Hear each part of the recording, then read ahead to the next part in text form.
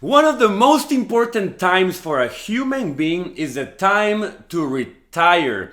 This stage of life when you forget about a job, a boss, and a paycheck, and you concentrate on living the best you can for as many years as you can is priceless.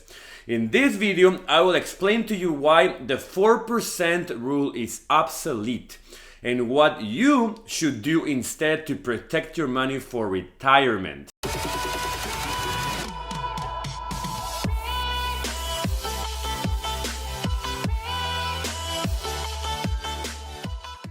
Hi there, welcome to your channel, The Foreigner in America, where I teach locals and foreigners everything related to money, personal finances, investing, real estate, and the markets. If you're someone like myself that loves money and wants to be independent and wealthier, please subscribe to this great channel and hit that bell so you're alerted every time I upload videos. I also post on Instagram and TikTok now at The Foreigner in America. I post on my blog, theforeignerinamerika.com, where I elaborate more on the insight. And I have a book called A Foreigner in America Can Succeed that talks about money, investing, jobs, dieting, exercise, friendship, among many other topics of interest. And you can get it for the cost of a latte in the link below. Many people work their entire lives in a job or many jobs and keep setting money aside for retirement, usually between 3% and 10% of their bi-weekly paycheck. This money comes out pre-tax and automatically is deposited into an account, generally a 401k.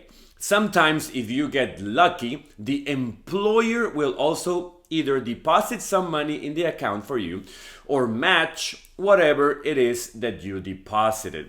After 3 to 5 years of working for them, that money becomes vested, which means that you are the owner of the amount the employer placed in the account for you. If you left before getting vested, you will only get the amount that you contributed, but lose the employer contribution completely. There was a rule invented in 1994 that was called the 4% rule of retirement. This rule is very common and it is talked about with many financial advisors today as a way to spend money in retirement. If you don't know how much you need when you turn 65 or 70 and you want to stop working, simply multiply the amount of money you want to spend per year by 25 and you will get that number. For example, if you need to spend $50,000 a year when retired, meaning that your house, your car, your loans, everything is paid off, your kids are living their lives, if you had any, I truly believe $50,000 a year is a good number. Well, multiply that by 25 and the total is $1.25 million.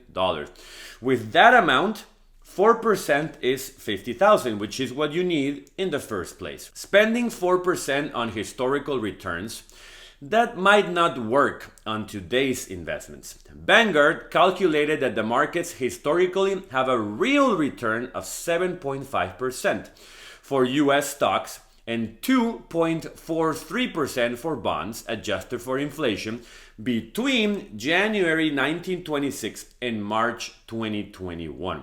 The problem is that over the next 10 years, they're forecasting significantly lower returns, around 2.44% for stocks and 0.27% for bonds adjusted for inflation. The next problem is that this 4% rule is calculated for 30 years. But depending on when you retire, 30 years could not be enough. I mean, people are living 80 to 90 years today, and retirement could start as early as 50 for some people, depending on the amount of money you have. Another problem is that the 4% rule doesn't take into account the fees, which makes your returns decline. You need to factor that for your returns, since just a higher fee will make your returns vanish. So make sure you choose a low-cost index fund or a low-cost 401k. Yet, another thing to consider is diversification of your investments. When you have a 401k account and you're employed, you don't have any say on your investment. It is until you stop working for them that you can take some decisions. When you only invest in the US stock market instead of the international market, you could get smaller returns. And finally, there is a risk on just spending 4% of your money every year. Vanguard said that if the market drops, it's probably a better idea to cut back on your spending until things recover, just to give yourself a greater chance that you can make your money last as long as possible. Plus, that kind of dynamic spending could increase your chances of success by nearly double. Now let me give you my foreigner insight for this video. Retirement is a very important stage of life for any human being. You work all your life to be able to rest in your later years and enjoy life.